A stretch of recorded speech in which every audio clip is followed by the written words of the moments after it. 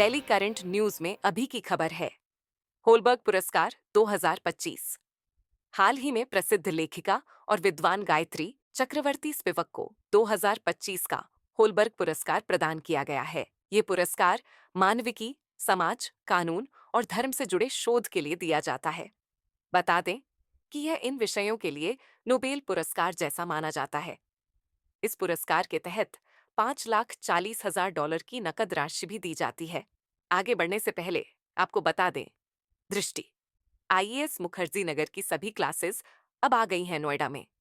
हिंदी माध्यम में आईएएसजीएस foundation course का बैच 26 मार्च शाम 6 बजे से और अंग्रेजी माध्यम में 8 अप्रैल शाम 6 बजे से शुरू हो रहा है। हमारा पता है C171/2, ब्लॉक ए, sector 15, Noida sector 15 metro station के पास। लोकेशन के लिए आप डिस्क्रिप्शन में दिए गए लिंक पर क्लिक करें।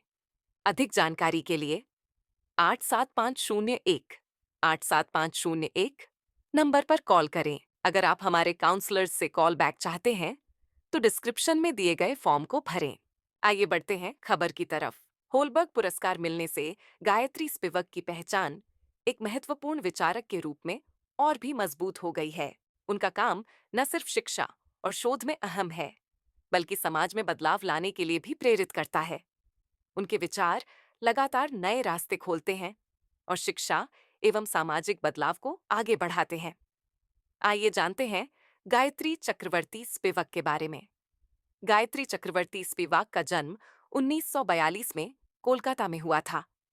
उन्होंने अपनी शुरुआती पढ़ाई कलकत्ता विश्वविद्यालय से की और फिर कॉर्नेल विश्वविद्यालय से पीएचडी की। शिक्षा के अलावा स्पिवाक गरीब और पिछड़े समुदायों के लिए भी काम करती रही है, खासकर पश्चिम बंगाल के गांवों में, जहां उन्होंने स्कूल बनाए और उनकी आर्थिक मदद की। उन्होंने दुनिया भर के युवा विद्वानों को नया सोचने और बदलाव लाने के लिए प्रेरित किया है। इस समय वह कोलंबिया विश्वविद्यालय में मानविकी की प्रोफेसर हैं और उन्हें दुनिया के सबसे प्रभावशाली विद्वानों में से एक माना जाता है।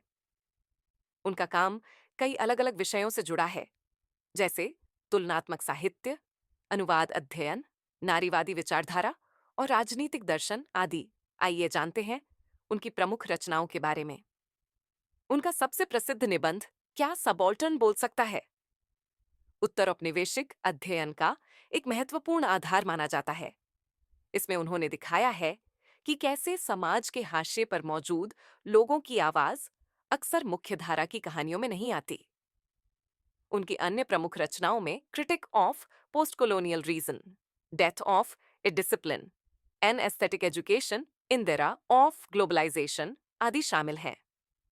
आइए अब जानते हैं होलबर्ग पुरस्कार के बारे में। इसकी शुरुआत 2003 में नॉर्वे सरकार द्वारा की गई थी। ये पुरस्कार कला, मानविकी, सामाजिक विज्ञान, कानून और धर्म के क्षेत्र में शानदार काम करने वालों को दिया जाता है। आइए देखते हैं आज का अभ्यास प्रश्न। होलबर्ग पुरस्कार के संदर्भ में निम्नलिखित कथनों पर विचार कीजिए। कथन 1, 2025 के लिए यह पुरस्कार गायत्री स्पिवक को दिया गया है। कथन 2, यह पुरस्कार मानविकी, समाज, कानून और धर्म से जुड़े शोध के लिए दिया जाता है। उपर्युक्त में से कौन सा या कौन से कथन सही है या फिर हैं?